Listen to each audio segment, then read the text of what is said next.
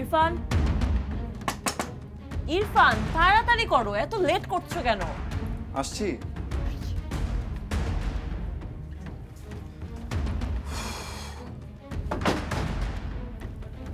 তোমার কোনো আউটফিটই আমার ফিট হয় না। আচ্ছা বাদ দাও, চলো। আরে কোথায় যাচ্ছো, কি করতে চাইছো?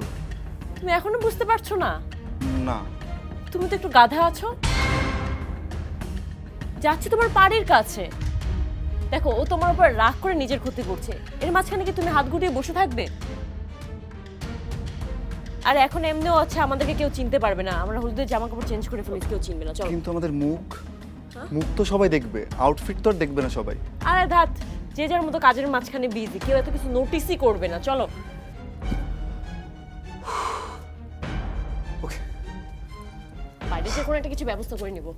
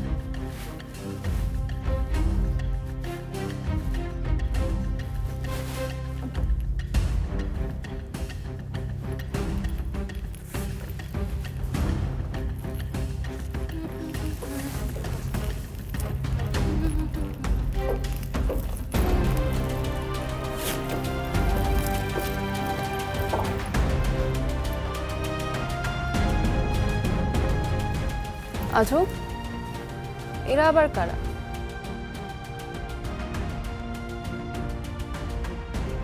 হ্যালো, হ্যাঁ পৌঁছাইছিস তোরা? জানিনি তো, যারা সত্যি সত্যি ফুল পছন্দ করে তারা নিজের হাতে গাছ থেকে কোনোদিন ফুল ছিঁড়তে পারে না।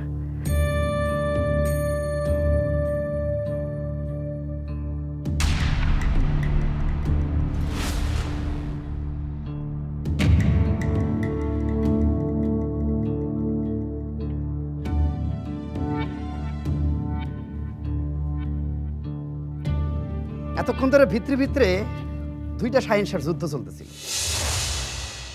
খুব যুদ্ধ। একবার স্বার্থপরেরটা যেতে, আর একবার যেতে ভালোবাসাটা। কিন্তু চাচা, আপনি যখন পারমিতার হাতটা সাইরে উঠে গেলেন, তখন আর যুদ্ধটা চালাই যেতে পারলাম না।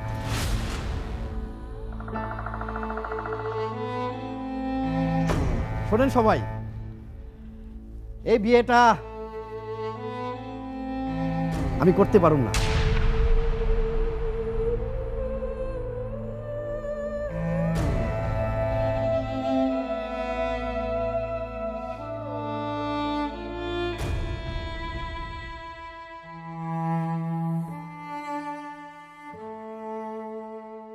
না না, ভাইবেন না আমি খুব মহৎ। বিয়েটা আমি নিজের জন্যই করতে পারুম না।